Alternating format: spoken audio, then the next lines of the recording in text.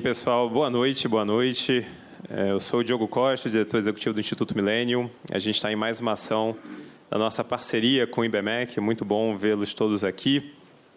Hoje a gente tem uma noite muito, muito especial, contando com a presença da Camila Telles, a moderação da Estela Dama, para falar sobre um dos assuntos que, por mais que seja muito comentado, eu ainda acho que é muito subestimado, que é o futuro do agro no Brasil. Algumas semanas a revista The Economist trouxe uma matéria falando que o interior do Brasil parece cada vez mais o Texas. É o lugar onde a gente tem crescimento populacional, é o lugar onde a gente tem visto um crescimento econômico que gera, entre outras coisas, até mesmo um soft power. A revista fala da potência, por exemplo, do sertanejo no Brasil, que se tornou o ritmo, o gênero musical mais popular do Brasil, não à toa associado também com a região que mais cresce. Bom, mas sem mais delongas, eu queria, além de agradecer a presença das nossas convidadas, chamar ao palco a nossa moderadora, Estela. Então, Estela, por favor, fique aqui do meu lado enquanto te apresento, Estela. Maria Estela Dama é presidente da Dama Agronegócio e pioneira em técnicas de irrigação e integração lavoura-pecuária.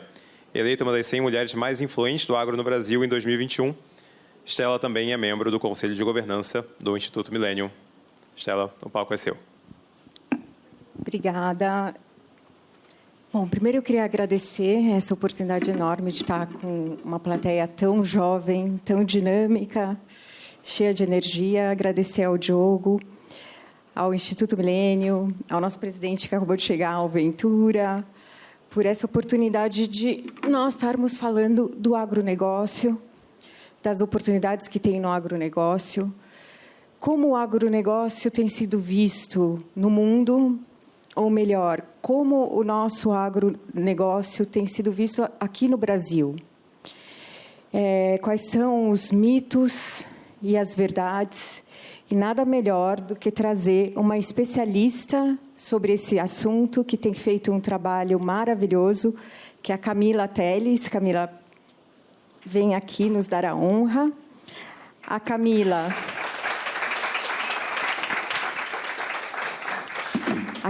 é produtora rural, é empresária, comunicadora e defensora do agro brasileiro.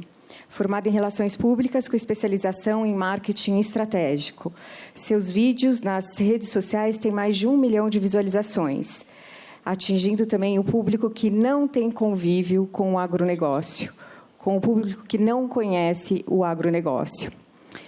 Camila, prazer estar aqui com você. Primeiro, quero te agradecer porque você tem feito um trabalho que, às vezes, quando a gente está se reunindo nos conselhos de agronegócio, que tem toda a cadeia de valor, um dos principais temas e desafios nossos é como o agro é visto. Quais são as oportunidades que o agro traz para o Brasil? E como que nós podemos reconhecer esse agro através do conhecimento? O seu público, ele é um público que tem conhecimento sobre o agronegócio? Bom, inicialmente, boa noite. Muito feliz de estar aqui também com vocês. Atravessei o Brasil hoje para chegar a tempo aqui, deu certo. Estava no Nordeste dando palestra também. Agradecer a Estela, né? Te admiro muito e acho que tu é uma referência de mulher do agro aí. E eu acho que a gente tem que se unir cada vez mais. Instituto Millennium, meus parceiros de longa data aí, então sempre que fazem um chamado a gente dá um jeito e consegue estar presente. E o que eu acho que o meu público, Estela, o que eu tento passar nas minhas redes sociais é justamente o óbvio.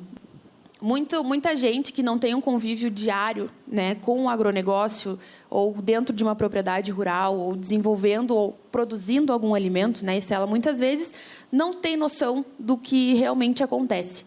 Então, o meu público hoje é um público mais direcionado para a cidade.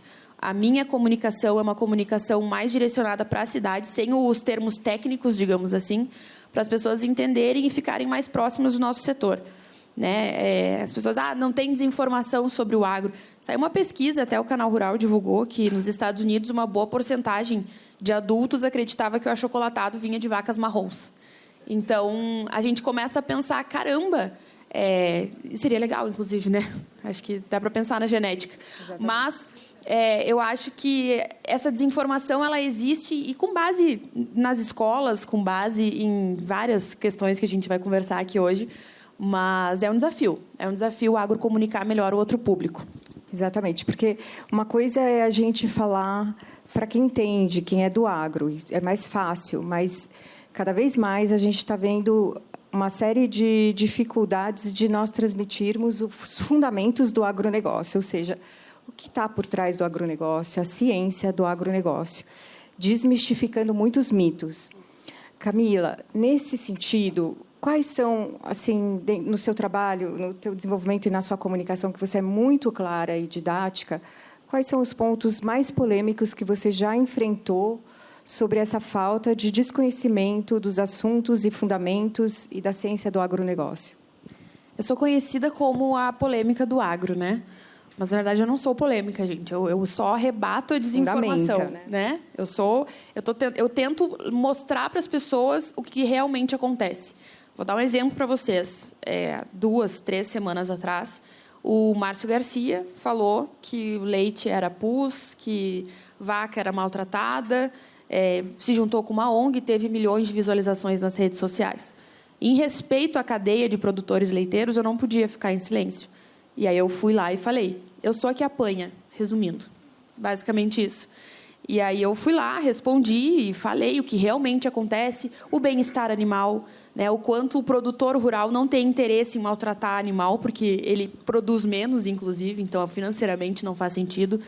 O quanto a cadeia leiteira no Brasil tem desafios e problemas com preço, está tendo, muitos produtores médios e pequenos desistindo da cadeia leiteira.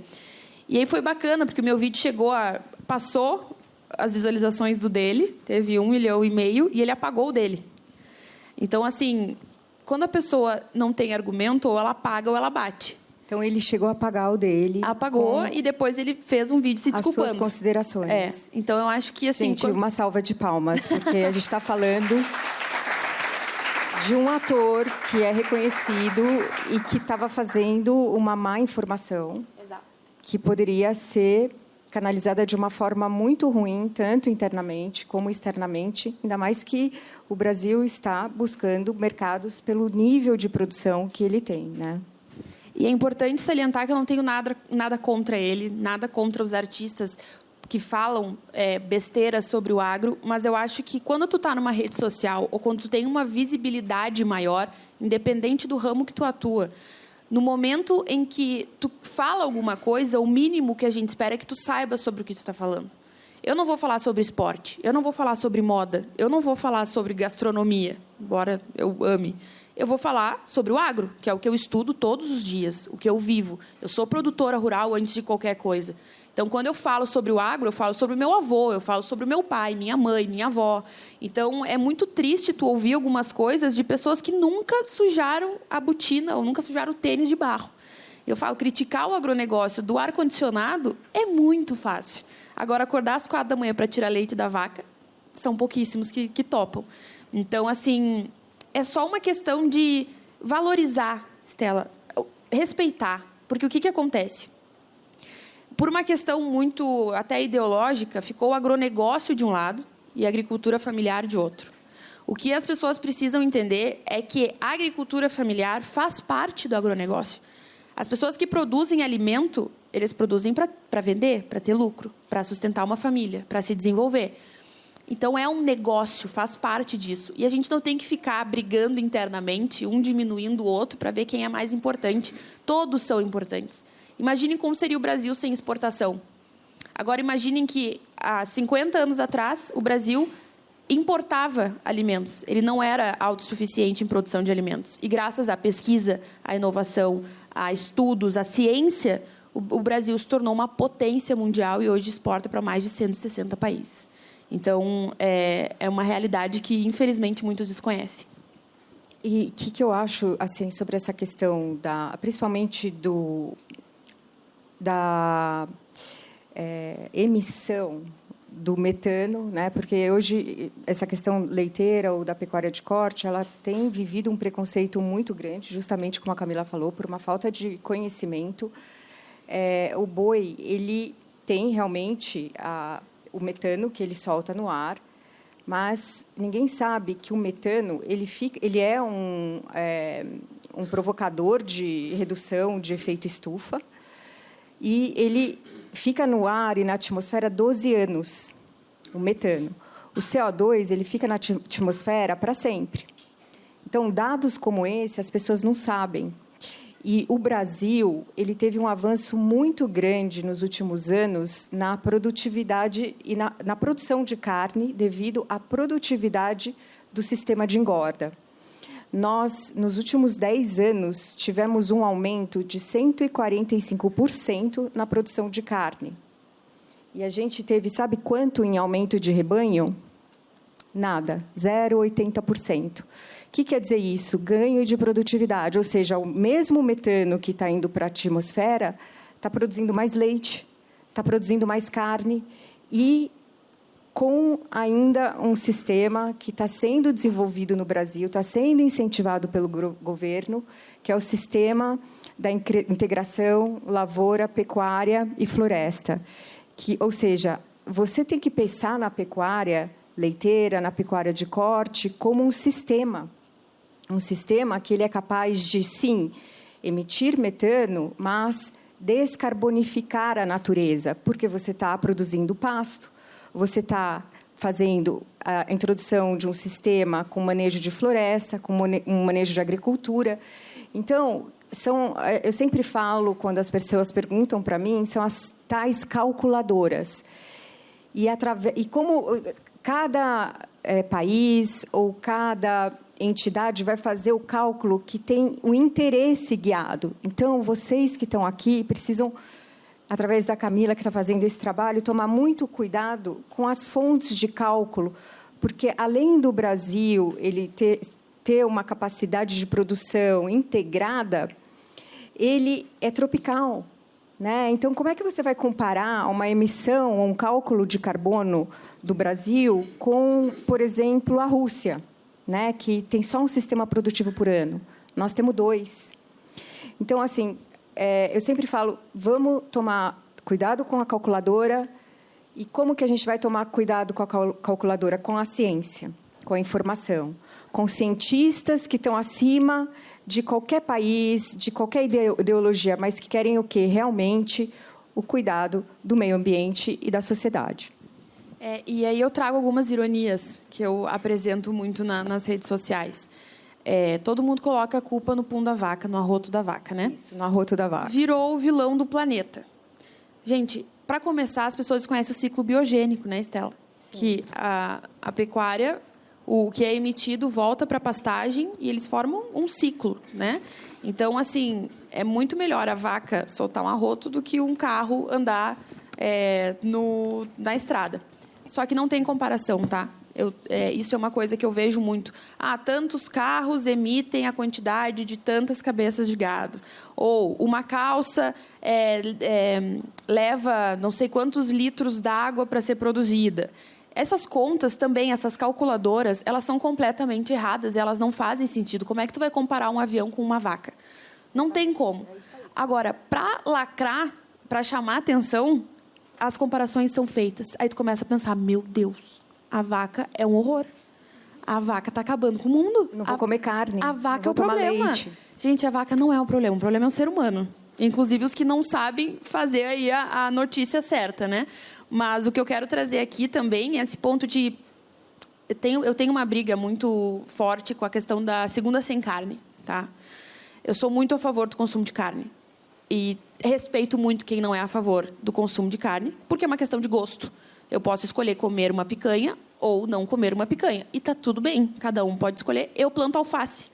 Meu negócio é alface, então vegano e vegetariano são meus clientes. Só que, se eu não comer uma carne na segunda-feira, achando que eu estou salvando a Amazônia, tem muita desinformação rolando aí.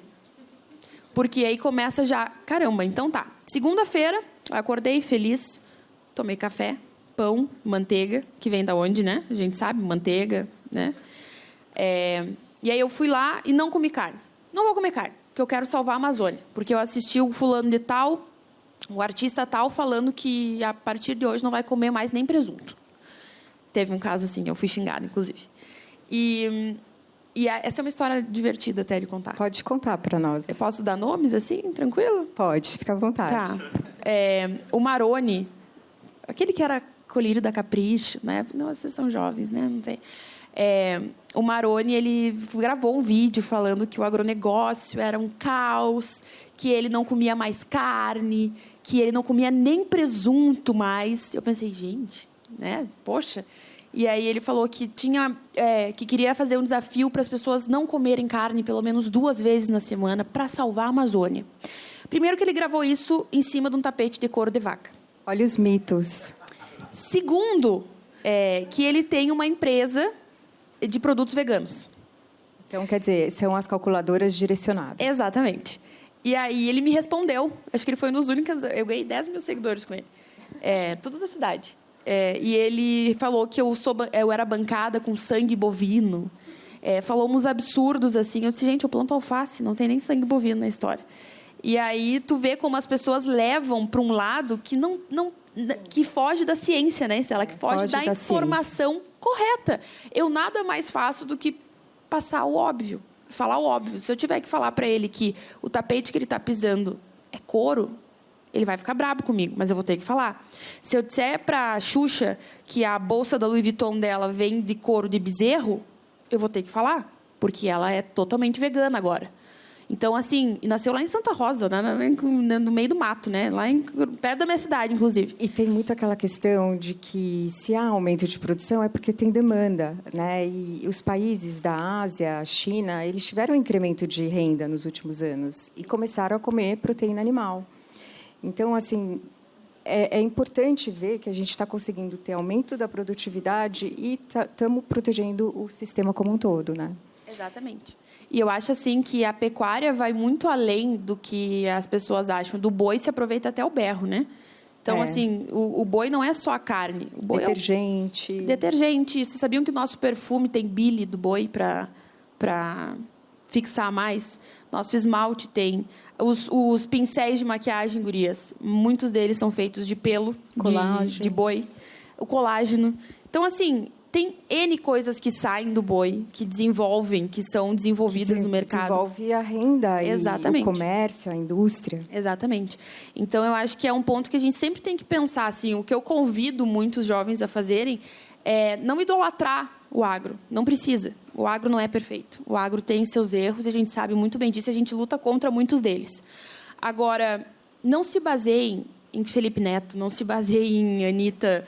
Não se baseiem em pessoas que nunca entraram numa propriedade rural. Se vocês admiram eles por N motivo, ótimo. Continuem admirando, está tudo bem. Agora, não escutem um assunto que eles não dominam. Eu não vou cantar. Eu viralizei cantando na internet, não sei se você sabe. Eu fiz uma paródia para a Anitta, no Show das Poderosas. Que ela falou que o agro era o câncer do Brasil. Tem esse talento também, Camila? Não tenho. Por isso que eu viralizei, eu acho. Porque foi bem vergonhoso. E aí eu ganhei 25 mil seguidores... O fã-clube da Anitta veio para cima de mim, foi tenso. Mas foi engraçado, porque eu não xinguei ela. Eu só falei, para respeitar o agro, pode parar, né? Não é bem assim. E foi muito engraçado. Foi lá que eu comecei a gravar vídeos. Minha carreira artística durou 4 minutos e acabou. Só que até hoje está lá nas minhas redes sociais, é engraçado. Mas, de novo, eu só falei o óbvio. Né? Ela falou que tinha que parar de comer carne. Eu disse, gente, não adianta tu não comer carne na segunda-feira, acordar e não arrumar a cama.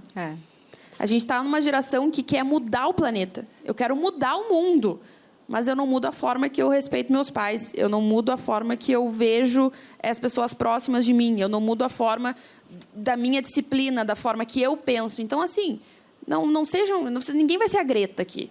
Até porque a Greta não está salvando o mundo. A Greta está sendo presa em todos os lugares que ela vai. Eu acho que a gente tem que pensar num coletivo e não achar um culpado. Porque o que a gente vê muito, principalmente ONGs fazendo, é colocar o agro é o culpado, a pecuária é a culpada. Quem dera se a pecuária fosse a culpada realmente dos problemas do meio ambiente. Agora eu puxo mais uma coisa com vocês. Quantas Europas cabem no Brasil? Muitas. E aí a gente vê o Macron falando que não vai mais importar soja de área desmatada, legal ou ilegalmente. Gente, se a gente não tivesse desmatado legalmente o Brasil, a gente não teria se desenvolvido. E o que é ilegal, ninguém é a favor. A gente tem que botar criminoso ambiental de um lado e produtor rural do outro. A gente defende aqui o produtor rural, não o criminoso ambiental. Ninguém quer acabar com a Amazônia. Ninguém quer acabar com o Pantanal. Ninguém quer acabar com o Cerrado. Muito pelo contrário, né, Estela? E eu tive no Pantanal, eu estava na Amazônia semana passada, e fui para o Pantanal.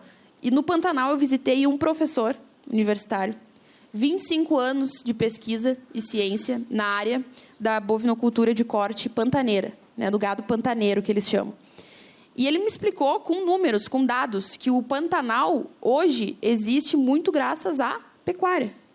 Exatamente. Foi com o passar do boi que foi semeando. Exatamente. E outra, a questão dos incêndios no Pantanal, que muitos colocaram, né, que foi culpa da pecuária, do agro, acabando com o bioma.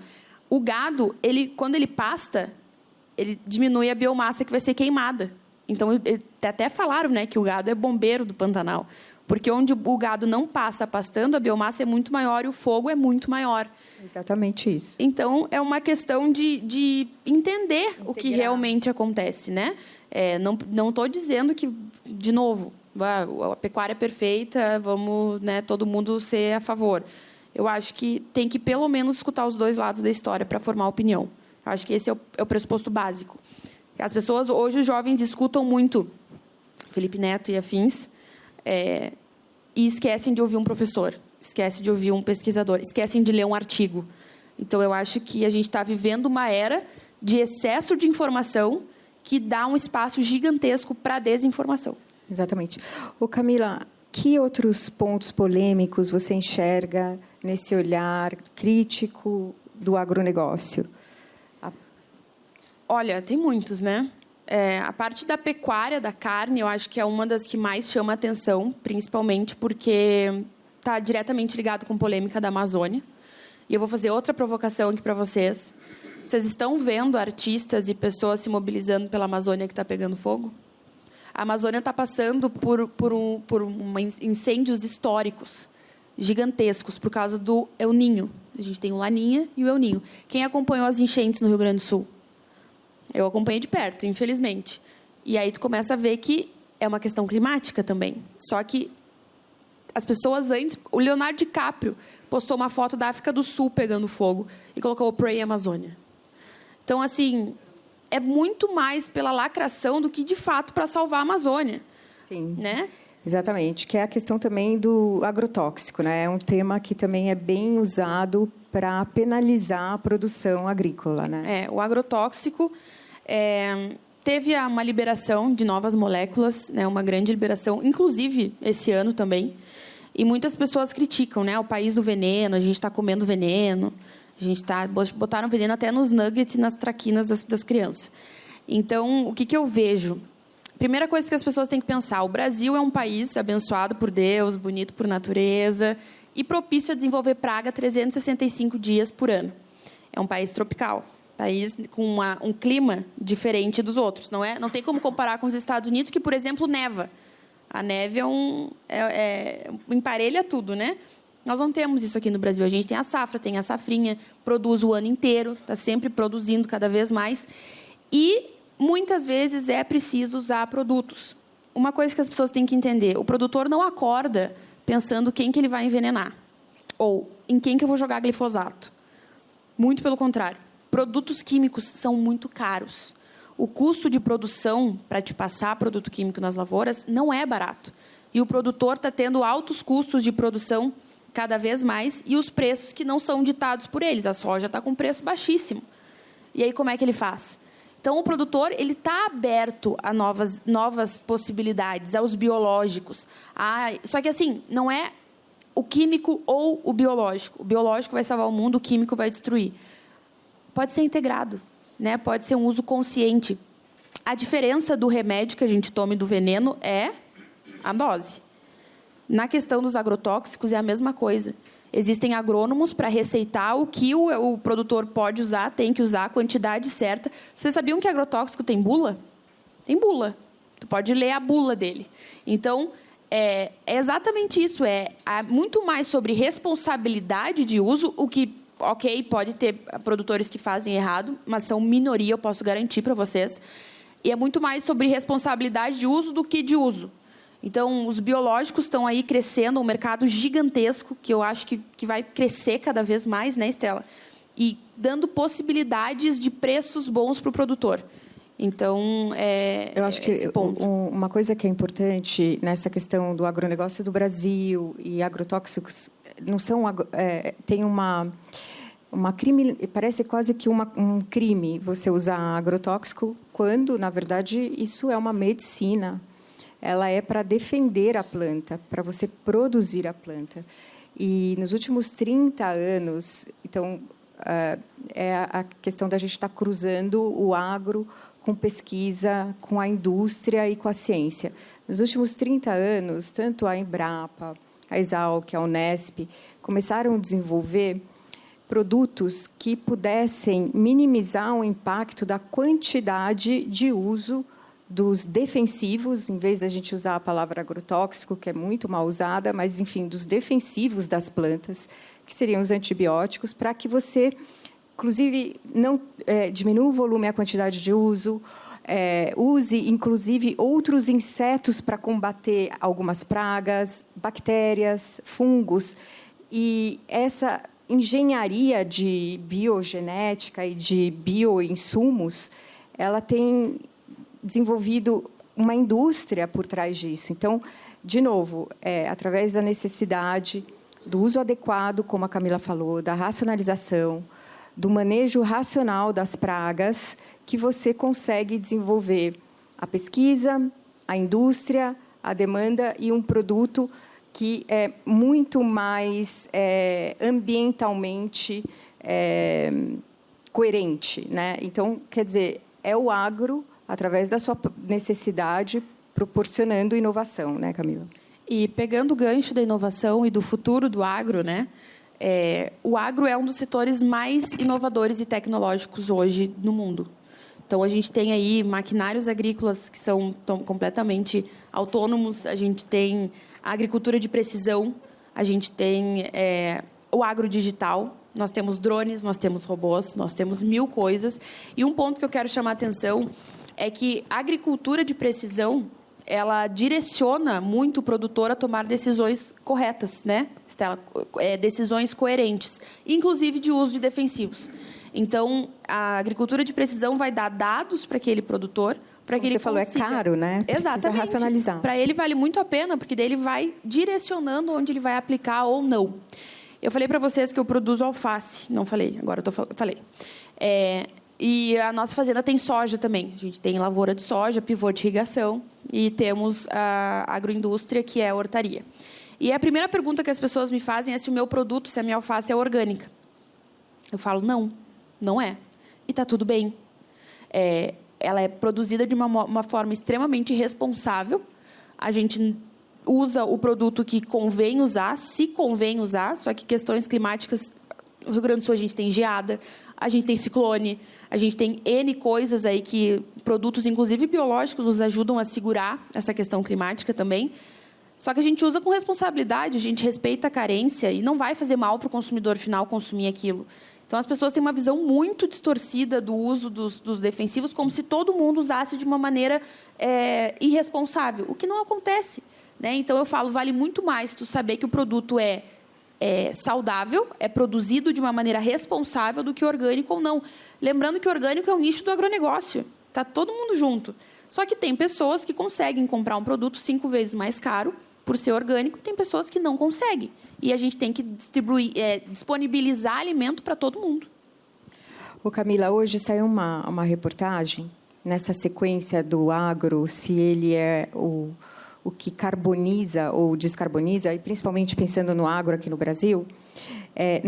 Saiu hoje no jornal, no Valor, eu não tive tempo de analisar essa fonte, mas é daquele Sistema de Estimativas de Emissões de Gases de Efeito Estufa do Observatório do Clima, que é a SEG, né, a descrição, e fala o seguinte: a produção de alimentos no Brasil foi responsável pela emissão de 1,8 bilhão de toneladas de CO2, equivalente em 2021, o que corresponde a quase 75% das emissões de todo o país. O desmatamento responde por 56% das emissões provenientes de sistemas alimentares. Então, mais uma vez, e eu queria saber a tua opinião e como você está na frente, né, se comunicando e sentindo um pouco esse ambiente. Você está assim, exatamente dentro da panela de pressão, porque você está tentando trazer o conhecimento e, através disso, muitas questões acabam se desmembrando. E hoje a gente vê uma notícia dessa que traz um impacto, né? Quando você fala, nossa, o agronegócio e a alimentação representa 75% da carbonização do Brasil, né? Da emissão de CO2 do Brasil. Por isso que eu acho, e eu estou trazendo isso aqui, porque quando vocês pegam uma notícia dessa num valor, é importantíssimo a gente está falando de comunicação e de um jornal super importante, né, Camila? Mas, de novo, aquela história da calculadora e de uma análise que foi como se tirasse uma fotografia. Eu estou tirando a fotografia, eu olhei a produção do agronegócio, eu estou olhando o que desmatou nesse período que eu contabilizei, e, com isso, eu concluo que o agronegócio no Brasil está emitindo 75% do gás carbônico que dificulta o nosso meio ambiente. Então, antes da Camila falar, eu só queria colocar que, se você tira uma foto, talvez esse seja o número, só que você não pode olhar o agro ou um ecossistema vivo através de uma fotografia. Ele está em movimento, ele repercute vários anos. Você não sabe se, quando você desmatou, e aí eu acho que a Europa ela está indo, através principalmente da França, está colocando o Brasil numa situação muito difícil, porque nós temos Código Florestal.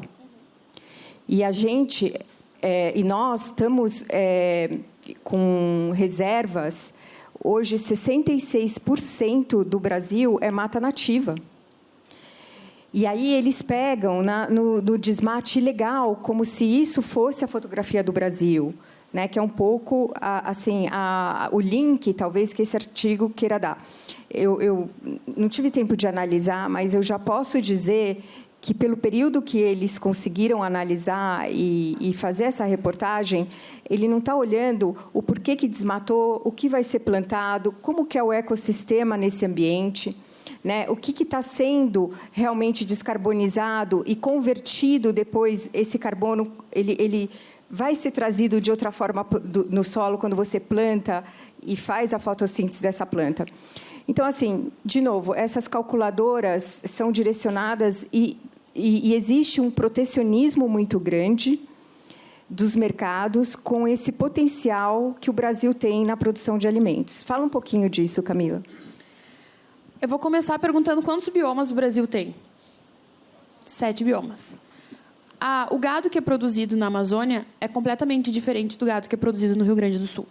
Uma foto não vai relatar o que realmente é a realidade ali da pastagem, por exemplo.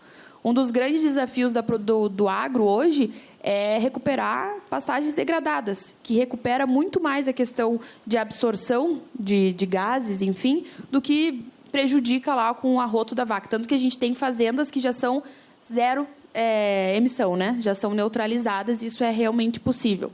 Então, quando falam da produção de alimento, é a que mais gasta, quantas pessoas a gente tem que alimentar por dia? Pergunto outra coisa para vocês. Como é que eles fazem esse cálculo? Eles fazem o cálculo do trigo, da farinha do trigo, do pão. Como é que eles montam essa questão? Porque tem toda a parte de indústria também que passa por aí. Então, é muito relativo fazer uma conta. Eu acho até meio irresponsável fazer uma conta dessa num veículo de comunicação sério como esse. Eu li hoje. Eu tenho a clipagem das polêmicas e eu recebi. E a gente começa a se questionar. Outra coisa, um dos motivos que mais emite também gases do efeito estufa é o desperdício de alimentos. Vocês já ouviram falar? O Brasil é um dos países que mais desperdiça alimentos no mundo. Então, o descarte de alimentos é gigantesco. E o que acontece? Eles vão apodrecendo, eles vão dissolvendo e vai emitindo coisas para o meio ambiente também. Aí tu fala, a pessoa defende o orgânico. Estou dando um exemplo. Aí vai lá no mercado. Quando vocês vão no mercado, vocês escolhem a fruta que está machucadinha ou a fruta que está inteirinha? A fruta que está machucada está com o mesmo gosto. Só que as pessoas não pegam. É uma questão cultural. Eu vou pegar o que está bonitinho. O que está feio eu não vou pegar. E muitas vezes o que está feio não é vendido por um preço menor. É descartado. Então, muito daquilo que o produtor produz hoje vai para o lixo. Infelizmente, essa é uma realidade. Então, a gente chegar a uma conclusão dessas é muito complicado. E eu pergunto para vocês, qualquer um de nós aqui existiria sem se alimentar? Então, assim, eu acho... o agro emite, sim, a produção de alimentos. Números que são, assim, que dão uma informação, que trazem um impacto e não mostra o outro lado e o benefício de uma sociedade alimentada. Exato. Da segurança alimentar que a gente oferece. Alimentar e de recursos que você está usando, inclusive, para ambientalmente preservar, né? Eu vejo aqui, o Brasil tem sido precursor de energia limpa. Isso.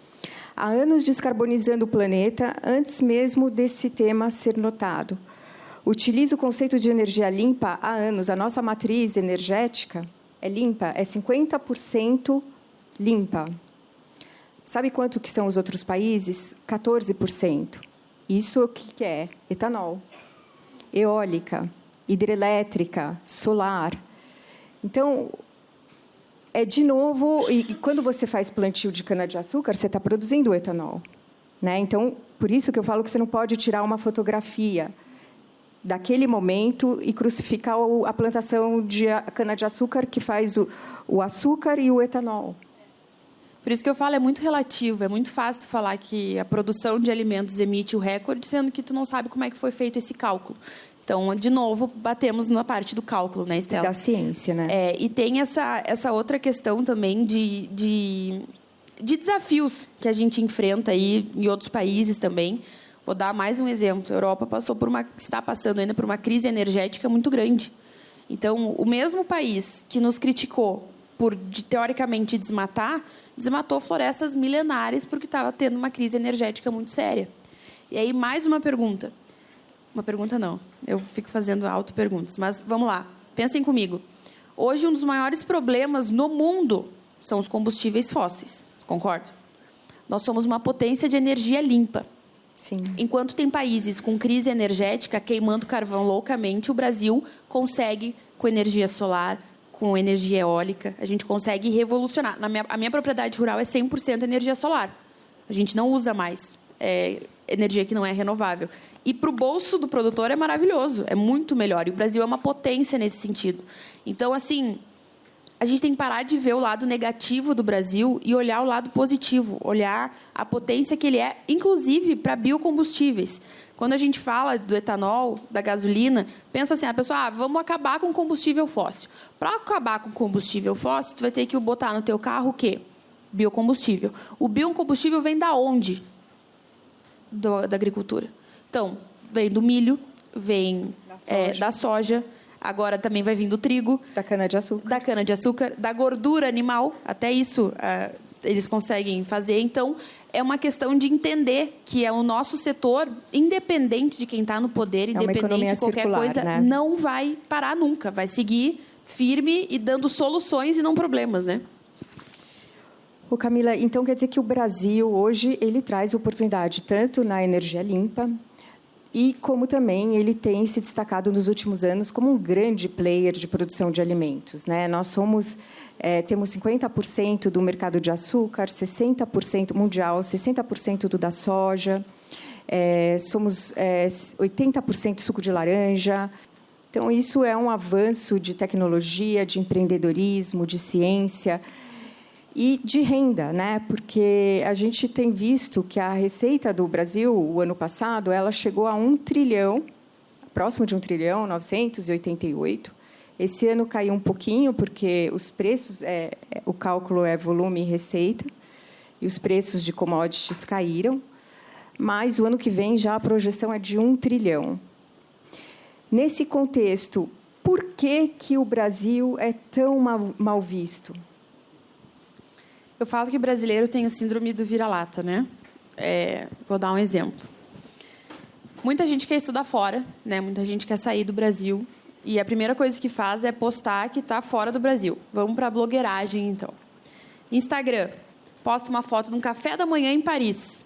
E tem lá um suquinho de laranja. De onde será que veio aquele suquinho de laranja? A cada 10 copos de suco de laranja no mundo, 7 são brasileiros. E as pessoas têm uma cabeça fechada em achar que a exportação do agro é só gado e soja. Não é.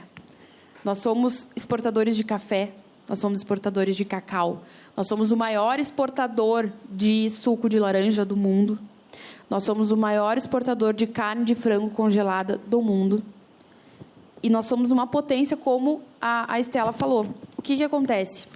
De novo, o brasileiro tem mania de se diminuir diante de outras realidades. Isso é uma coisa que acho que a nossa geração tem que mudar, tem que se orgulhar mais do que a gente tem aqui. E as redes sociais, elas, assim como ajudam, elas atrapalham muito. Porque, de novo, elas dão espaço para pessoas que não dominam assuntos a serem PhD nos assuntos. Então, se eu quiser fazer um vídeo agora sobre receita fitness, eu posso fazer. Vai estar errado? Vai. Não vai funcionar? Não. Mas eu posso fazer e falar que eu fiz. Então, essa liberdade das pessoas ouvirem informações de todos os lados, eu acho que é uma das coisas que mais dificulta essa imagem, Estela. E, assim, a nossa mídia hoje não nos favorece. Isso a gente tem que dizer. Porque eu tive 2 situações. Ano passado, fui dar uma palestra em Madrid, a convite do embaixador do Brasil, da Espanha, para jovens, e coloquei o mapa do Brasil, sem nenhuma divisória. E perguntei o que era aquilo. O que eles responderam? Amazônia. Amazônia, na lata. Eu disse, não, gente, espera aí. Aí eu coloquei o Brasil com todos os biomas, eu expliquei. Eles ficaram, mas como assim? Tem pessoas lá fora que acham que a gente vive no mato, na oca. E não é brincadeira. Tipo, realmente elas têm uma visão completamente distorcida do quanto o Brasil é desenvolvido. Então, assim, eu falo... Principalmente os consumidores, né? As indústrias já estão com um entendimento melhor, vêm aqui, conhecem, mas os consumidores não. Exatamente. E mais um ponto, falando em consumidor, muita gente gosta de comprar importados, né? O queijo importado, o vinho importado, o chocolate importado. E vou dar um exemplo para vocês. A Alemanha não é um país produtor, é um país industrializado, né? Ele finaliza o produto. E ele importa muita matéria-prima, inclusive do Brasil. Aí vai lá o cacau para a Alemanha, eles finalizam e colocam Made in Alemanha. E as pessoas não têm noção que o cacau veio do Brasil. Então, muitos produtos importados que a gente compra, se for analisar, a matéria-prima provavelmente veio do Brasil. Isso é uma coisa que a gente não valoriza. E o brasileiro não valoriza. Nós, produtores, temos um erro gravíssimo nessa história também. Puxar para o nosso também, porque eu posso fazer o melhor serviço do mundo, eu posso ter o melhor produto do mundo. Se eu não vender ele bem, ele não vai vender. É uma questão de marketing, uma questão óbvia. Então, vamos lá, essa xícara aqui é a melhor do mundo, mas eu não estou sabendo vender ela. E a da Estela não é tão boa, mas ela está vendendo muito bem. Qual que vai sair mais? A dela. E o Brasil, o agro brasileiro, ficou muito tempo em silêncio. Apanhou de graça. E aí a imagem se distorceu completamente. Então, hoje a gente está tendo o retrabalho. Meu pai que fala, boa sorte, né? Porque ele falou, eu fiquei quieto, agora tu que está levando. E então as gerações tiveram essa visão. Meu pai foi para tratoraço, fez 1000 coisas aí, não tinha rede social. E hoje em dia ele falou, meu Deus, eu não sei nem por onde começar nesse negócio aí.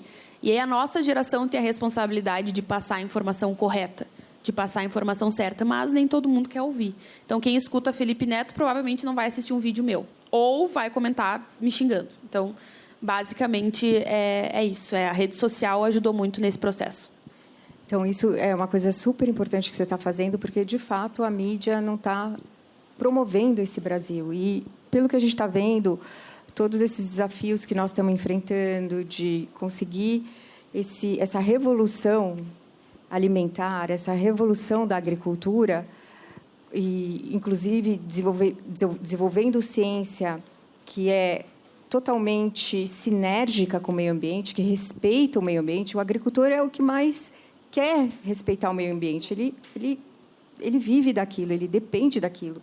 Ele não pode romper o ecossistema dele, né? O sistema produtivo ele tem que ser de longo prazo, não de curto prazo. Então, ele não pode degradar a terra tão rapidamente. E o agricultor sério, ele é aquele que é totalmente afim e em linha, inclusive com o nosso Código Florestal, que eu falo que a gente tem preservação das APPs. Nenhum país tem, nós temos, que são as áreas que margeiam os rios. Nós temos, em cada estado, um percentual de reserva, né, reserva ambiental. E os outros países, como a Camila disse, desmataram, né? Eles têm uma recomposição, mas não tem um código florestal que nem o nosso, que é tão detalhado nessa questão ambiental. E aí eu falo, nós temos essa condição de produção, nós temos a energia limpa, já estamos em primeiro na transição energética. Por que a gente não divulga o Brasil, né? Não torce pelo Brasil, né? E aí é muito importante o trabalho da Camila, a presença de vocês no agronegócio. Hoje, assim, eu estava pensando que muitos jovens estão se interessando pelo agronegócio. E isso me deixa muito feliz. Por quê? Porque hoje o agronegócio ele é tecnificado. Ele tem dados, ele tem análise de dados, ele tem processo, ele tem interface com o mercado futuro, ele tem tudo que acontece lá fora respinga no preço da soja. Então, teve uma invasão na faixa de Gaza, isso reflete imediatamente no sistema financeiro do agronegócio. E o Brasil ele é um player importante. Então, nós precisamos nos orgulhar. O produto que aqui é produzido é made in Brasil, e esse made in Brasil é um selo de qualidade.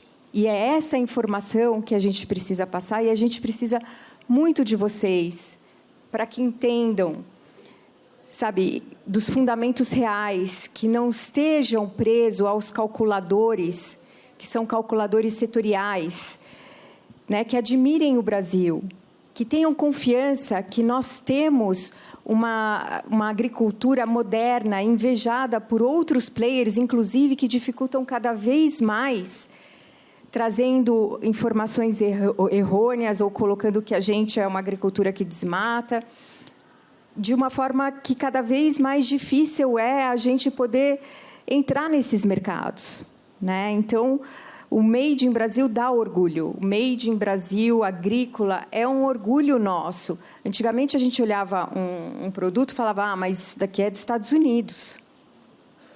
Hoje, eu garanto para vocês que uma soja produzida no Brasil, um milho produzido no Brasil, ele está respeitando a natureza. Nós sabemos produzir com eficiência e em comunhão com a natureza. Então, isso que eu falo, orgulhem-se do agronegócio do Brasil, né, Camila? É exatamente isso. A gente tem aquela síndrome que não pode funcionar. E outra, nós temos um código florestal aqui no Brasil, como a Estela falou, e vamos pensar na porcentagem, tá? É por bioma, principalmente. Então, a Amazônia, tu comprou uma área na Amazônia.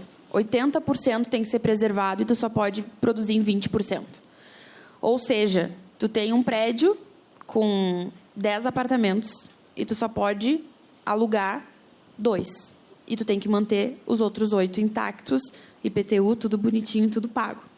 Então, o produtor é o único no mundo, produtor brasileiro, que paga para preservar, porque ele está deixando de ganhar. Vou dar um exemplo meu agora. Meu avô.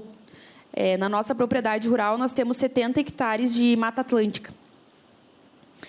E é incrível. Eu vou lá e me isolo do mundo e eu penso, que privilégio, né? Eu ter uma mata no jardim de casa. E é isso que me indigna quando eu escuto as pessoas falando o quanto o agro mata, o quanto o agro intoxica, o quanto o agro desmata.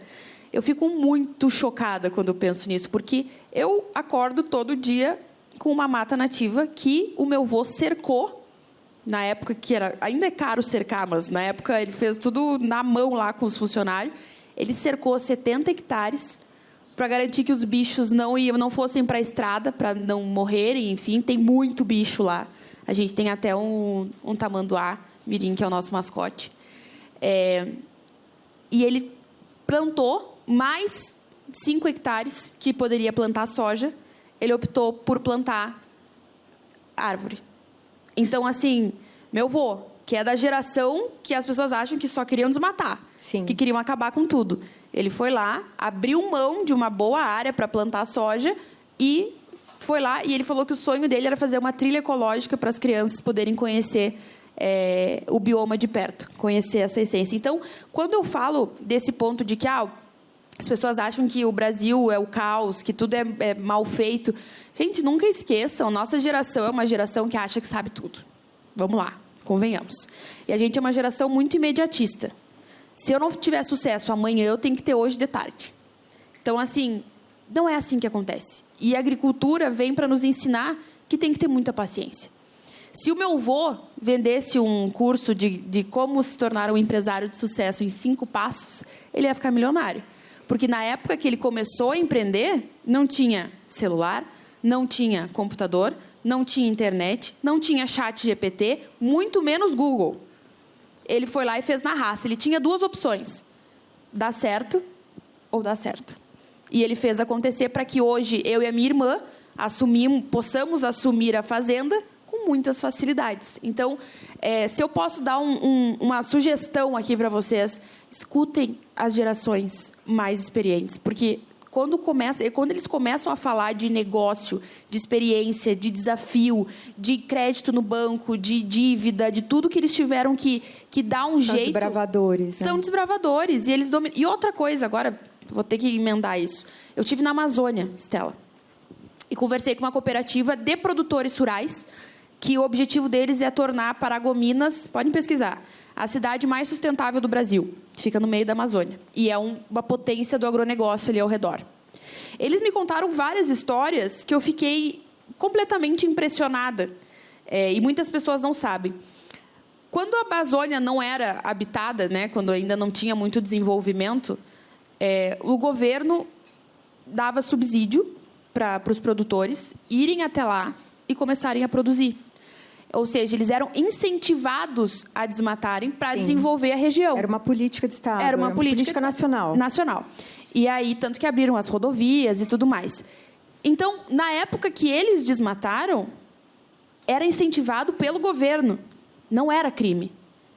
E aí, do nada, eles se tornam criminosos ambientais. Destruíram tudo, sendo que eles desenvolveram, criaram várias cidades, desenvolveram a região. E quando as pessoas falam, a gente acaba voltando sempre para a Amazônia, mas acho que é um dos assuntos mais polêmicos que envolve o agro.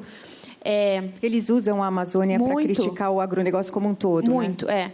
E quando fala na Amazônia, as pessoas acham que é só floresta. Gente, visitem a Amazônia. Vale muito a pena. E a Amazônia tem 39 milhões de pessoas que se sustentam de lá.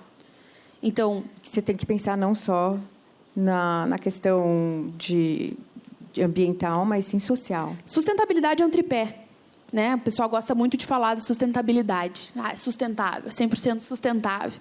Sustentabilidade ambiental, social e econômico. Se esses 3 não estão alinhados, tem alguma coisa errada. E só pensar no ambiental é burrice, completamente burrice. Porque tu pode pensar, beleza, eu vou preservar tudo isso aqui. Eu vou tirar emprego de 8 famílias que produziam aqui. E aquelas 8 famílias vão fazer o quê?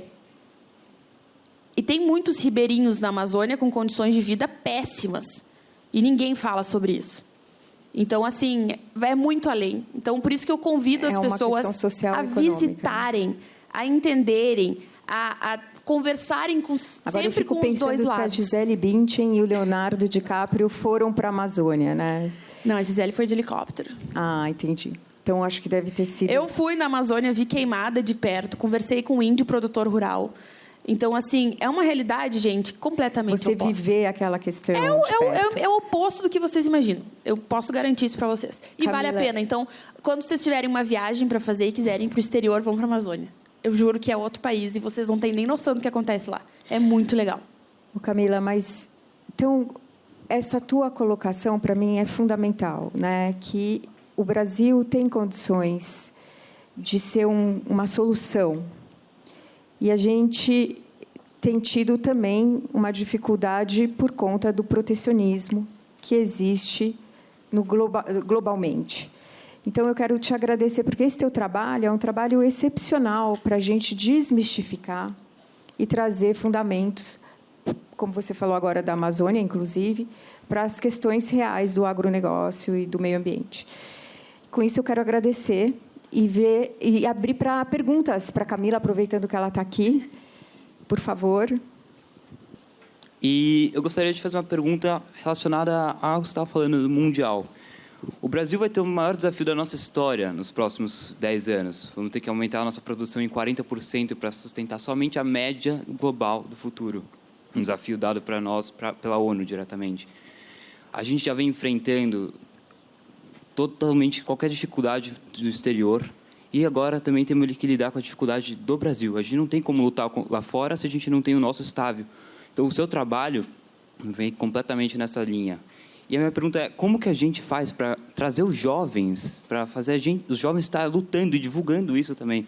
Como que a gente pode unir tudo isso para fomentar um Brasil melhor? Fazendo o que tu fez. Quem não sabe... Posso falar? Ele foi rolou um áudio aí por vários, né, que um aluno bateu de frente lá com um professor que estava falando mal do agronegócio. Não sei qual era o nome da tua escola. Foi ele. Levanta, Vitória, levanta. Parabéns. Então, com atitudes que nem a que tu teve, que eu particularmente me emocionei, porque ele levantou e deu moral. Tipo, não é isso aí, não.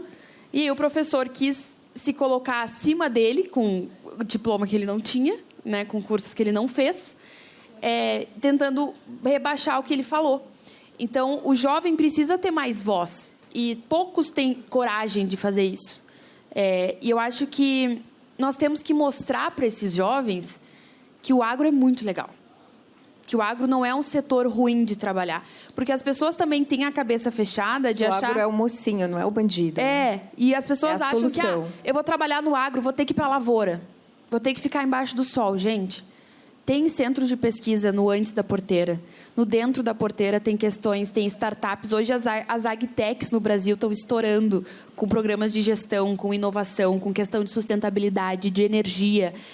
O pós-porteira também, como toda a logística chega até o consumidor final, como a indústria finaliza. Então, o agronegócio não é só lavoura. O agronegócio é uma cadeia produtiva e eu posso garantir para vocês que é um setor maravilhoso de trabalhar. Eu não sou agrônoma, eu não sou veterinária, eu não sou zootecnista, eu sou relações públicas, eu sou da área da comunicação, completamente apaixonada pelo agronegócio, sou produtora rural e eu não escolheria na vida outro setor para trabalhar. E já trabalhei em setores bem legais, inclusive, eu era produtora de show internacional.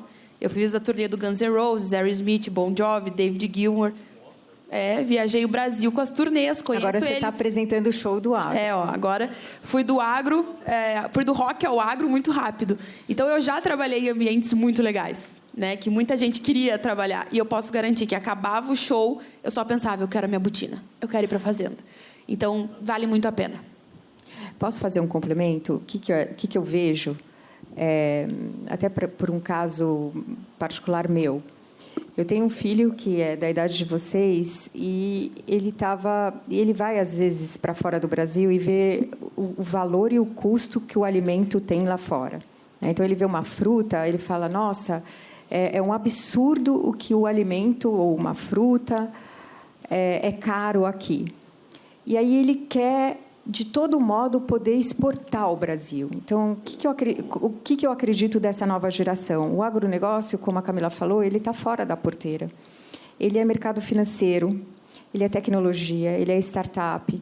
Então, ele não está mais naquele modelo de negócio patrimonial. Ele é uma empresa, é uma corporação. E esse agro do Brasil, ele é uma corporação.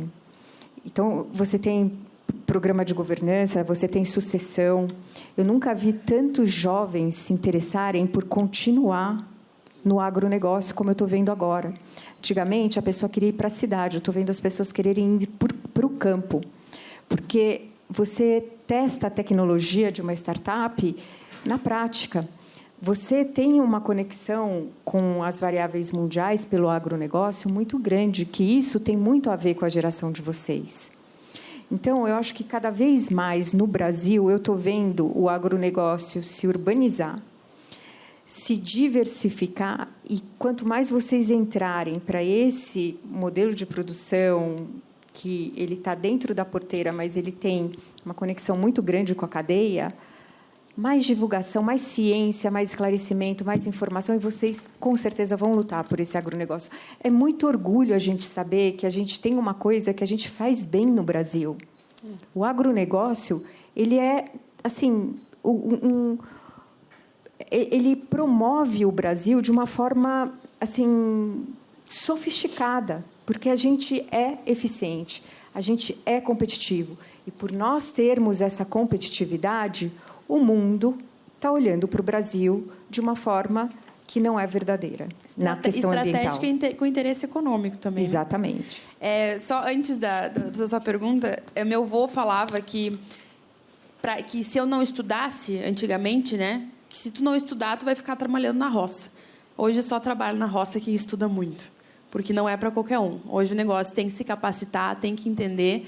E, assim, a gente tem um público muito jovem trabalhando lá na empresa. E a gente oferece universidade e faculdade para todo mundo, para estudarem, para se capacitarem, para a gente estar levando. E vou dizer uma coisa para vocês. Mão de obra no agronegócio está muito difícil.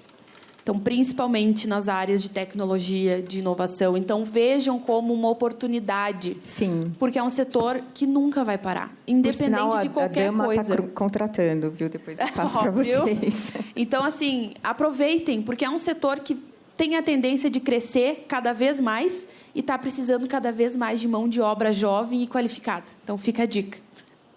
Estou contratando também. Eu sou Cláudio Cardoso. Eu sou um penetra aqui, dá para ver, né?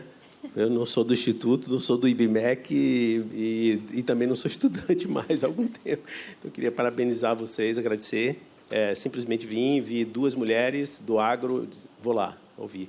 E eu já tinha ouvido falar em você, Camila, mas eu só me dei conta que você era você aqui agora. Eu já vi essa moça. Aquela maluca da rede social. Eu queria fazer um comentáriozinho. Agrotóxico é uma palavra que só se fala, não sei se em português de Portugal, mas pelo que eu sei, só se fala no Brasil. Não existe a palavra agrotóxico em francês, italiano, espanhol, alemão ou inglês. Claro que eu não falo essas 5 línguas, né, gente? Eu apenas tive o cuidado aqui de dizer, não, em inglês é pesticide. Como são? Aí eu vi aqui agora, nenhuma língua ocidental fala agrotóxico. Isso diz muito sobre a mentalidade da gente. Meu comentário é o seguinte: há um fenômeno raro, histórico, de uma virada de sucessão em um período curto, porque foi um fenômeno datado. O grande agro brasileiro é datado, portanto, a sucessão das grandes riquezas, digamos assim, é de vez, entende? Eu não sei se eu consegui me expressar bem. Isso aconteceu na história no final do século XIX, nos Estados Unidos, com ferrovia e petróleo. Foi a mesma coisa. As famílias Carnegie, Vanderbilt, Mellon, tal, viraram tudo de vez, assim. Em uma geração, em 10, 15, 20 anos, a geração inteira virou. De repente, teve uma virada. Não é incrível isso? É uma coisa, é um fenômeno impressionante que está acontecendo. Sim. E é característico, né? Os fundadores são incríveis, geniais, com baixa escolaridade formal. Exatamente. A próxima geração tem a melhor escolaridade que existe no planeta, entendeu? O cara vai fazer um MBA em Wharton, né? Também são características incríveis. Ao mesmo tempo, os fundadores, eles têm, claro, suas resistências a algumas mudanças, má vontade esperada com tanta desinformação, porque toda essa coisa midiática, você, Camila, dá aula, não é não deliberada, é deliberada, é uma pauta global.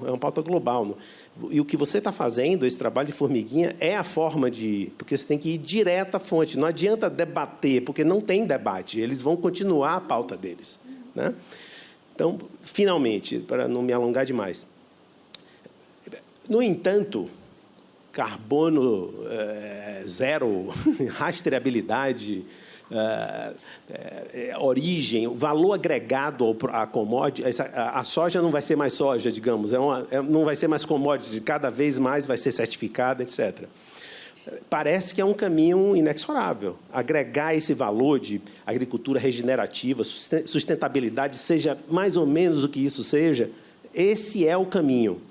Como é que vocês veem essa migração e o jogo de resistências das antigas gerações com as novas e se esse movimento o Brasil vai cumprir tão bem quanto fez até agora, né? Essa é a minha questão. Olha, é um desafio, eu vivo isso na minha casa, né?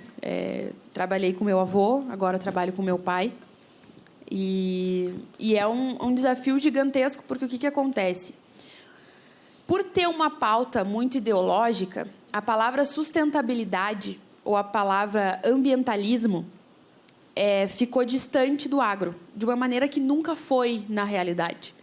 Então, muitos produtores que começaram tudo do zero, eles acham isso, tipo, o que é isso? O que estão falando? Não tem nada a ver, não faz sentido. Eu sempre preservei, sempre cuidei. Como meu avô, por exemplo. Só que a sustentabilidade, a rastreabilidade, a agricultura regenerativa, tudo é uma tendência. E os jovens hoje estão levando para dentro da porteira. Então, por exemplo, lá na fazenda, todas as alfaces são rastreadas. A gente teve que aplicar aí um programa, foi muito difícil, porque tem funcionários lá que viram a minha mãe nascer. E aí eu chego lá e falo, agora vamos usar um iPad. Eles queriam dar o iPad na minha cabeça. Então, assim, é um desafio cultural no campo também, essa mudança, né? Só que o que eu vejo, estudando o agro brasileiro? Nós somos referência em tecnologia e sustentabilidade há muito tempo. Né? A gente teve essa grande virada, a Revolução Verde, a gente teve essa virada de importador para exportador, e nós já fazemos muita coisa dentro das propriedades rurais que muitos que criticam nem imaginam. Plantio direto. Essa semana foi comemorado, né? O plantio direto, nos anos 70, começou aqui no Brasil. O Brasil desenvolveu essa ideia, o Brasil quis cuidar da sua terra. E muitas acham que ficou nos Estados Unidos e tudo mais. Então, o Brasil ele é um exemplo, se vocês pararem para analisar, é um exemplo mundial de preservação ambiental e produção juntas. A gente conseguiu produzir no Cerrado. Ninguém acreditava que ia brotar alguma coisa do Cerrado. E o brasileiro conseguiu, com tecnologia, com ciência, com inovação. Então, a gente já vem nesse histórico. E agora, eu digo que está mais fácil ainda, porque, como a Estela falou, as gerações estão querendo ficar, justamente por isso. A tecnologia e a inovação, elas transformaram o agro em mais atrativo. Eu brinco que deixaram o agro sexy. Agora elas querem. Porque eu tenho conectividade na fazenda, eu estou trabalhando com o meu computador, eu estou trabalhando com o meu iPad, eu estou controlando o meu trator da sede da fazenda, eu estou em contato com o meio ambiente, eu estou na paz, numa qualidade de vida que muitos queriam ter. Então, assim, o jovem está enxergando de uma maneira diferente. Só que eu brinco com eles. Eu disse, vocês têm que produzir, vocês têm que ser sustentável, vocês têm que alimentar o mundo e vocês têm que comunicar. Não esqueçam disso. Vocês têm que mostrar o que vocês estão fazendo. Então, acho que já é uma realidade e os jovens estão sendo estão abrindo a porteira para essas tecnologias entrarem. Meu pai, agora, antes ele era muito assim, não vou saber mexer nisso, não tenho o quê. Agora, todo mundo está tecnificado lá na fazenda e a gente está tendo resultados muito positivos, muito legais. Para complementar um pouquinho, eu vejo o agro, primeira e segunda geração, muito aberto para a inovação. E vou dar um exemplo. Em 2005, 2006, teve, antes mesmo de hoje a gente questionar a origem, né, do animal, que foi a colocação feita e que é muito comentada, teve um regramento que a Europa, nessa época, só importaria o gado do Brasil, a proteína animal, se tivesse rastreabilidade. Não tinha ainda esse conceito tão ligado de preservação ambiental. Era muito mais ligado a bem-estar animal. Se ele era tratado de uma forma harmonizada, sem crueldade, e se ele promovia naquele sistema um desenvolvimento socioeconômico. E, por incrível que pareça, algumas fazendas brincavam o animal por questões de contabilidade, de saber se o gado que estava entrando naquela fazenda, qual era o preço, quanto tempo que ele estava sendo engordado na outra fazenda. Então, por questões de custo, de manejo de custo, o gado era brincado. E aí, nessa mesma propriedade, que inclusive era uma propriedade da nossa família, a gente estava apto, porque nosso gado ele tinha uma referência, ele tinha uma origem, mostrava aonde ele tinha passado, que remédios ele tinha tomado, como ele tinha engordado e quais eram as características de genética desse gado. E aí a gente estava apto para exportar para a Europa, né? Porque a gente estava brincando para identificar qual que era a referência de manejo de custeio daquele animal e, de repente, aquilo serviu para identificar a origem do animal, onde que ele tinha pastejado, o que ele tinha comido, quais eram os medicamentos que ele tinha tomado. E a gente, naquela época, aí a gente resolveu brincar e chamamos todos os fiscais da Europa. Eles foram lá e era uma coisa super rígida e eles olhavam, inclusive, nas fórmulas dos medicamentos, que tipo de medicamento que tinha, para ver se ele estava apto para ser exportado. E eu lembro que eram 10% que a gente ganhava em cima dessa origem. Aí, o que aconteceu? Todo mundo resolveu fazer, porque tinha um ágio muito grande. Naquela época, o preço da arroba era muito baixo. E aí, isso acabou virando o quê? Virando uma oportunidade. E o mercado... Então, é o que eu falo, a demanda manda para essa inovação. Então, eu acho que é por aí, sabe? O Brasil ele vai responder, porque ele tem facilidade, ele tem agilidade, ele tem inovação, ele tem condições tropicais para desenvolvimento, ele tem 2 safras por ano. Então, eu acho que ele responde muito rápido, e eu acho dependendo da demanda. E eu acho até um exemplo legal que eu gosto de usar nessa questão de ver como o produtor, como o agro é aberto a isso. Hoje, o produtor rural, o Brasil é o maior exportador de carne halal do mundo.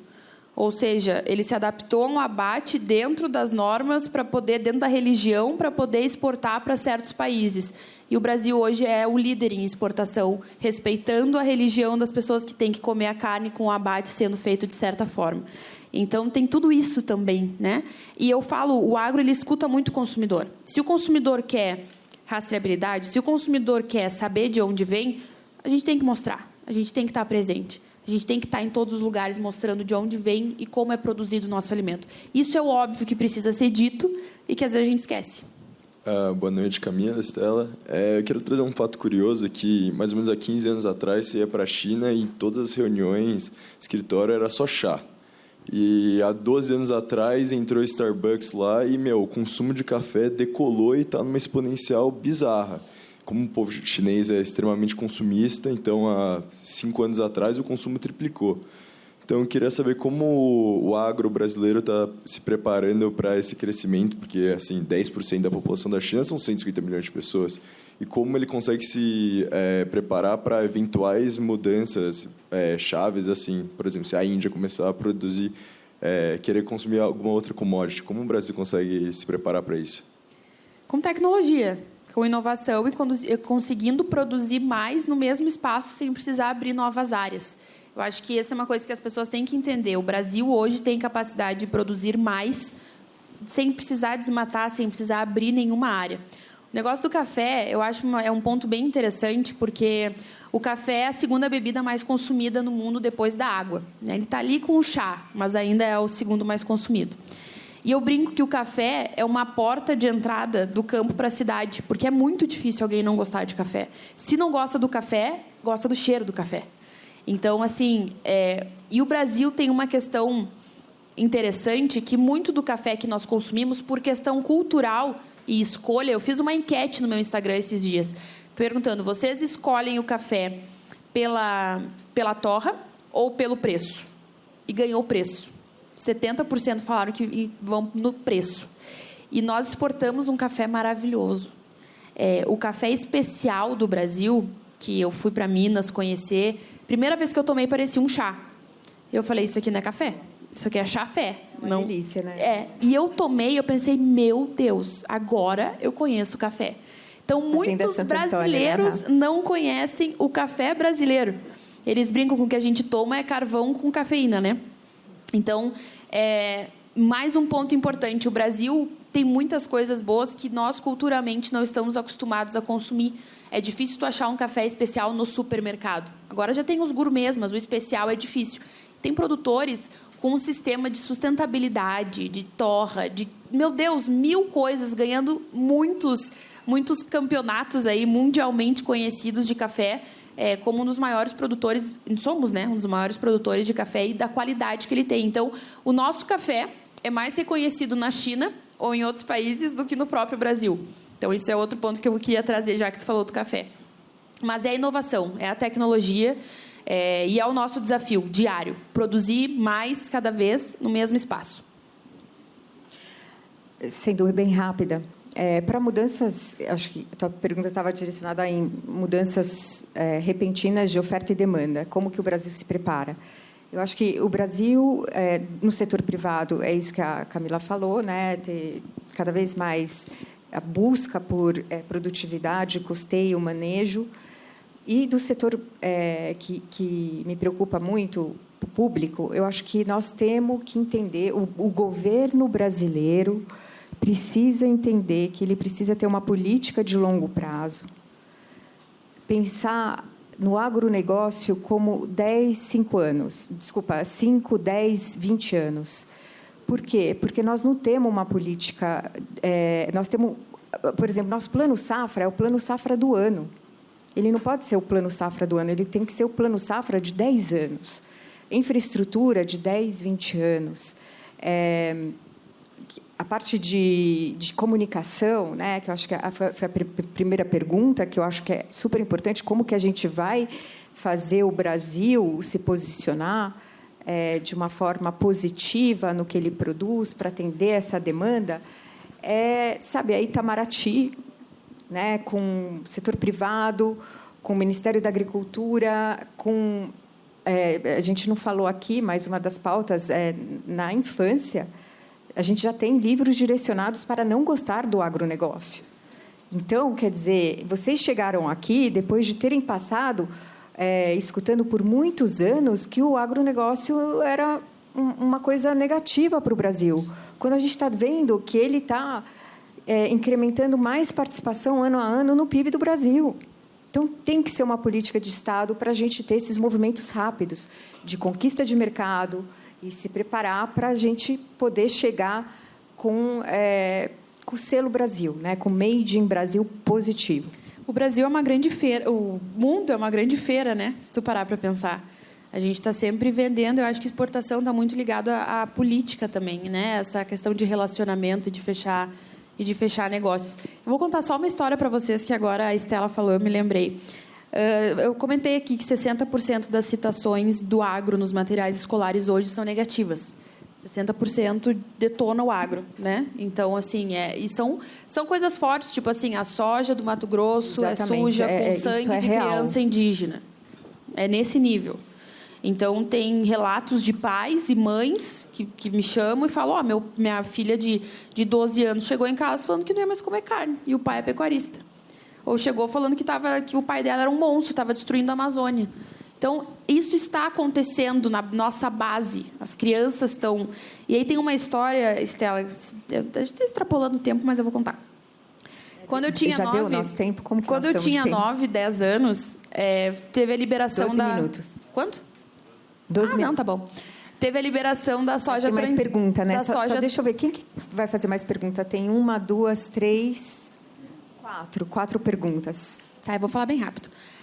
Da soja transgênica. E eu cheguei na escola, naquela época, a professora falou que ia ser um atraso para o Brasil. Naquela época. E eu falei, não vai ser um atraso, não, mas eu não sabia explicar por que não seria um atraso. Aí cheguei em casa e pedi para o meu pai. Aí meu pai me deu uma aula. No outro dia eu fui com um saquinho de soja para a sala de aula e passei o dia inteiro mastigando soja para provar que não fazia mal. Claro que fez mal, né? Mas não porque era transgênica. Então, assim, essa questão de doutrinação na escola já vem de muito tempo. Imagina, Sim. eu tenho 30. Quando eu tinha 9, uma professora falou isso. Então, imagina como é que está agora. Boa noite, Camila. Boa noite, Estela. Primeiro, eu queria agradecer por vocês tratarem desse assunto com tanto carinho e com tanta seriedade, né? E minha pergunta é, semestre passado saiu um relatório do Banco Central mostrando que o agronegócio brasileiro tinha crescido 21%. E eu queria saber como manter um crescimento, né, talvez não consiga de 21%, porque é uma taxa muito grande, mas como manter um crescimento consistente ao longo dos anos e por qual frente viria esse crescimento, né? Se viria mais pela agricultura, pela pecuária, pela integração dos dois, por onde viria esse crescimento? Então, a gente tem um crescimento de... Realmente, parece que a projeção desse ano vai ser em torno de 15% a 17% no ano total. Como manter isso é um pouco do que a gente está falando. Incentivo à política pública, incentivando e dando condições para que a gente continue crescendo. A questão da mão de obra é uma questão também que é muito preocupante, a qualificação da mão de obra para a gente começar a avançar, porque uma coisa é você fazer a escala, outra coisa é a produtividade da tua escala, né? Você ganhar eficiência, manejo de condição para produtividade e custeio mesmo, né? Então, o que a gente olha muito no agronegócio se bem que eu estou respondendo a pergunta e faltam mais 3, né?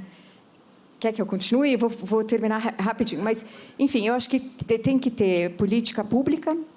O governo, assim, pode fazer mais. E uma coisa que eu acho que é muito importante na área da pesquisa a gente está repensando como que a Embrapa, que também ajuda nesse crescimento, porque desenvolve pesquisa e tudo, como que ela vai se posicionar nos próximos 50 anos. Eu acho que está muito ligado à inteligência artificial, e aí depois a gente pode elaborar mais, não vai dar tempo agora, e a questão da Big Data, que é você ter muita informação para trazer essa produtividade, para você alcançar nesses níveis de volume, que está ligado à educação, e seguro rural é uma coisa também super importante para você não ter quebra de safra, por conta do clima, e o clima no Brasil e no mundo é um desafio, né? Bom, boa noite. Rapidinho para respeitar o tempo de vocês. A gente, no passado, viu transições energéticas muito focadas na eficiência do combustível. E hoje a gente vive uma transição energética forçada, focada na sustentabilidade. Aqui no AgroBMEC a gente estuda bastante, pelo menos no setor de sucro, combustíveis renováveis, a gente estuda hidrogênio verde, amônia verde e outras moléculas. Vocês falaram da competição com comida, então tem a própria etanol de segunda geração, que aumenta 50% da produção sem aumentar um pé de cana a mais. Então, minha pergunta é, como que a mídia mostra tudo isso que o Brasil vem fazendo e, dados os altos custos de produção para fazerem moléculas renováveis numa transição energética que a gente vive, como que mostra essa imagem necessária que o Brasil precisa ter de que a gente tem uma matriz verde, a gente tem uma matriz limpa, mas a gente precisa de mais, precisa continuar essa transição e precisa enfatizar isso? Não mostra, né? Qual a próxima? A gente gravou a sua pergunta sobre transição. Eu tenho TDAH, mas eu vou tentar. Boa noite, Camila. Boa noite, Maria Estela. Sou o professor Salvatore aqui, do IBMEC. Falei com o André, que é professor de Economia, o Ricardo Ramuto também, de Economia. A minha preocupação vem de 25 anos atrás, quando eu resolvi mandar uma consulta para o BNDES. Eu queria fazer uma fazenda de gado leiteiro. Eu gosto de vaquinha holandesa, acho linda, né? Acho linda. E assisti um filme lá dos Estados Unidos que o maior produtor de leite lá, o cara tem 4 funcionários na fazenda. É tudo por robô, é tudo por tempo, a vaquinha sabe onde ir, tem lá o estímulo, né? E eu falei, eu vou fazer uma coisa parecida. Fiz um cálculo errado, né, porque eu não sei lidar muito bem com números. E aí R$1 milhão. Mandei uma consulta para o BNDES. E a resposta é, nós não incentivamos esse tipo de negócio. Então, a minha preocupação é, que tipo de negócio, como é que eu começo uma fazenda? Como é que eu posso... Porque abrir um armarinho, eu vou lá na internet e eu abro um armarinho. Mas eu quero abrir uma fazenda, né? Vaquinha de 30 litros de leite por dia. Não, nada, né? E o cara me responde que ele não incentiva esse tipo. Então, qual é o estímulo do governo para fazer o agronegócio crescer nesse setor agropecuário? Há políticas, eu as desconheço. E depois de uma resposta dessa, realmente, é para sentar e chorar, né? Então, fica a colocação, não é nenhuma pergunta, a colocação. Depois você me diz a tua opinião. Mais uma pergunta? Bom, primeiramente, boa noite. Muito prazer. Obrigado pela oportunidade de estar ouvindo vocês dois conversarem e tirar nossas dúvidas. Eu sou nascido e criado em Cuiabá, Mato Grosso. Sempre tive muito contato com o agronegócio. Bem quente. Tive muito contato com o agronegócio desde pequeno. Conheço muita gente com famílias e fazendas grandes e produções gigantes. Mas eu queria saber, voltando também para a pergunta ali, no cenário atual do agronegócio, como vocês colocariam e qual seria a sua opinião no pequeno produtor, e porque ele não tem muita chance de concorrência com o grande produtor? Não que isso seja o pior dos males, mas para não ocorrer uma reforma agrária, para não precisar disso e também não quebrar o país. Eu queria saber como seria essa inclusão dos pequenos produtores do agronegócio no Brasil atualmente. Uma coisa que eu acho que funciona muito para quem está querendo começar e que não tem os incentivos públicos seria o sistema de cooperativa no Brasil. É muito sofisticado, muito desenvolvido, e para o pequeno produtor é uma saída, porque você ganha a eficiência de um grande produtor estando no sistema de cooperativismo. E tem todo também uma transferência tecnológica que os centros de pesquisas podem oferecer, como a Embrapa. Eu vou tentar conectar as perguntas, tá? Não garanto que eu vou conseguir. A primeira pergunta foi em relação ao que a mídia realmente mostra perto do potencial do Brasil. Basicamente isso. Então, eu acho que ela mostra... Da transição energética? Da transição energética, é isso, né? Então, o que eu penso? Eu acho que a mídia ela podia fazer uma propaganda muito mais positiva disso do que ficar falando do pum da vaca, por exemplo. Então, o Brasil, de novo, é uma potência para energia renovável, energia limpa. Os centros de pesquisa estão atrás disso, porque isso é a realidade, e também porque querem lucro com isso, é óbvio, crédito de carbono e por aí vai. Então, já tem uma outra visão nisso também. E eu acho que se focassem mais nisso para incentivar as pessoas a investirem mais nisso ou fazerem isso dentro da porteira, seria muito mais positivo do que ficar achando vilão para a história. Então, eu acho que a mídia tem um papel crucial, principalmente para a opinião popular, diante do que realmente acontece no agro brasileiro, que eu posso garantir que não é mostrado como deveria. Professor, esse negócio da vaca, do robô, é muito real. Eu fui para Castro, no Paraná, e visitei uma propriedade rural que eu fiquei muito impactada. Vocês não estão entendendo. Tudo era robô. Os robôs tiravam leite, os robôs faziam um carinho na vaca, e a vaca sabia exatamente a hora que ela tinha que ir. Tipo, ela não era obrigada a ir. E quando ela estivesse se sentindo pronta, ela ia tirar leite. É uma coisa muito louca, muito bizarra. E eu, que sou uma defensora do agro, quando eu vi aquilo, eu fiquei muito impactada, porque a minha família tinha vaca holandesa. Nós éramos produtores de leite. E o leite, hoje, é um dos setores que mais sofre no Brasil, né? A gente está tendo a questão do preço do leite, muito porque, mesmo tendo a potência da pecuária leiteira no Brasil, a gente importa da Argentina leite em pó, por exemplo. Então, tem muitos desafios. E essa pergunta que o senhor fez, eu acho que é uma pergunta que muita gente me faz e se faz. Por onde eu começo? Porque para te abrir uma propriedade rural, tu tem que ter pelo menos um tratorzinho, tu tem que ter uma estrutura ok. Para te ter gado de leite, tem que ter ali o tambo, tem que ter estrutura para tirar leite, para organizar, para manter o leite, para conseguir colaborar com a logística. Não é fácil. E aí eu entro também, linko com a tua pergunta, da questão dos pequenos produtores. existe uma visão errônea de que o grande produtor tira espaço do pequeno produtor. E isso é uma das lutas que eu faço na comunicação. Porque o que acontece? A exportação, o grande produtor, é extremamente importante para a nossa balança comercial.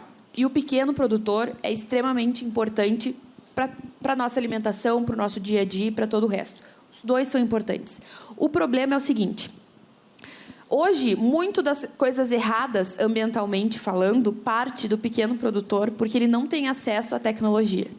Ele não tem acesso, por exemplo, a crédito, ou já melhorou bastante, mas tem uma certa dificuldade de se desenvolver diante do grande produtor que tem mais acesso e tem mais renda para investir em tecnologia e inovação.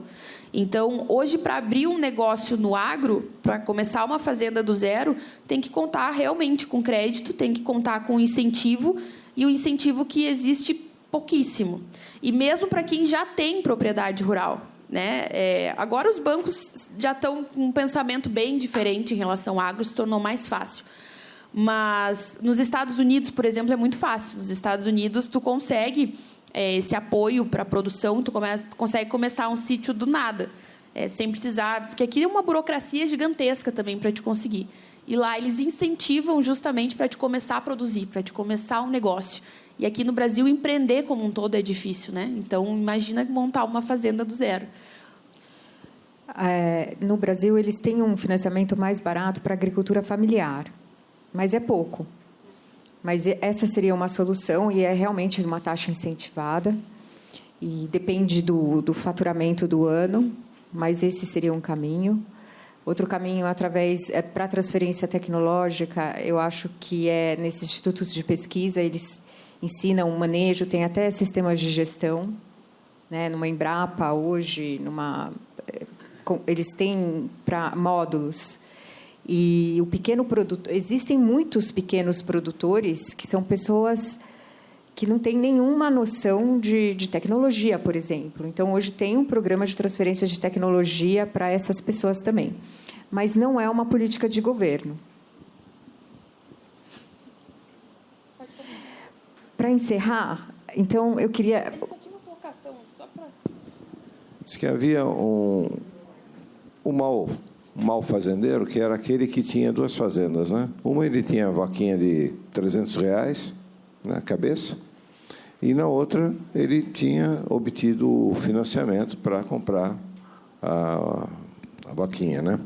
A holandesa. Aí, o que ele fazia? Ele tinha lá alguma coisa que, se morresse uma vaquinha aqui, ele substituía e sumia com uma das holandesas. E a fazenda ali acabava. Então, eu não sei, ele não pagava depois quem ele devia. Então, por causa dessa migração, é que os caras cortaram.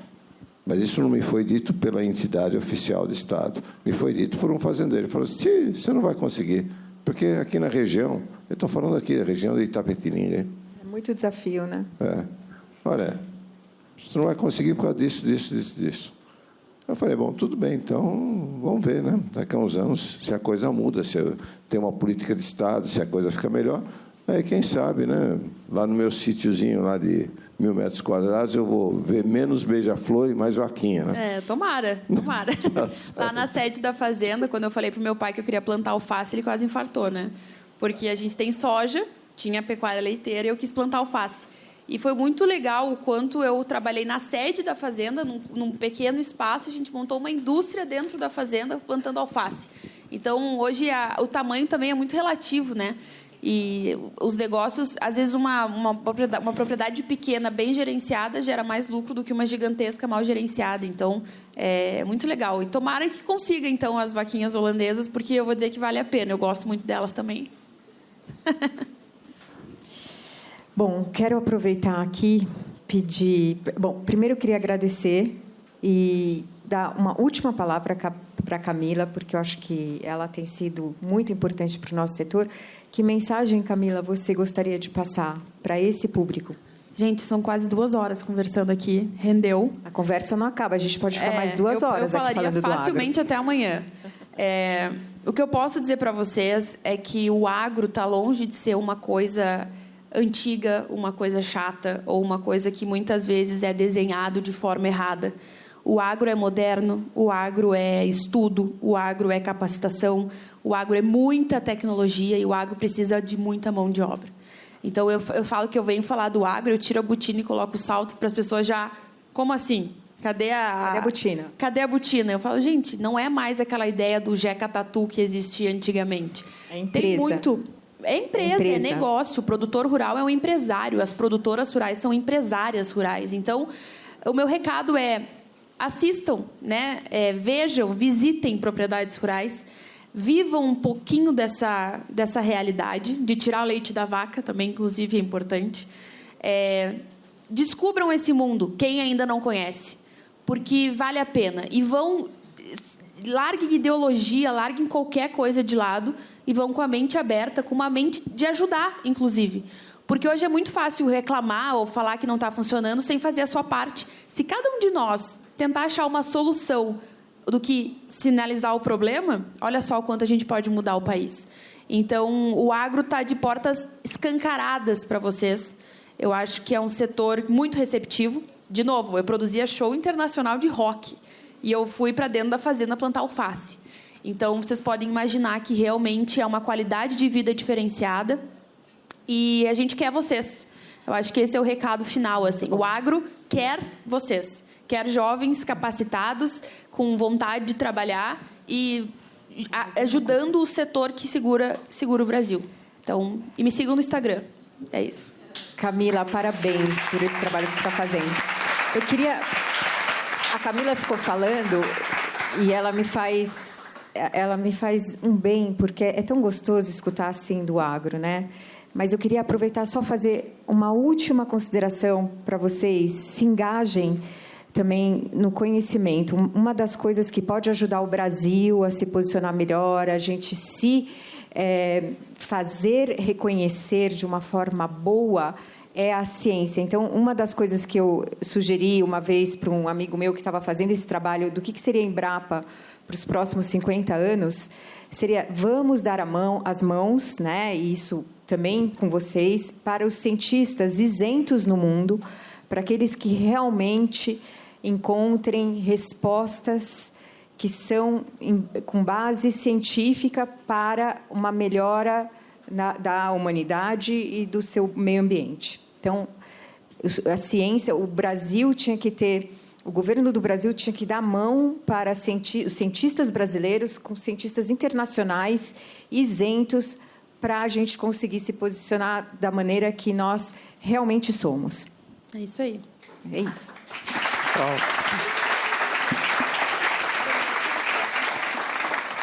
Bom, obrigado mais uma vez.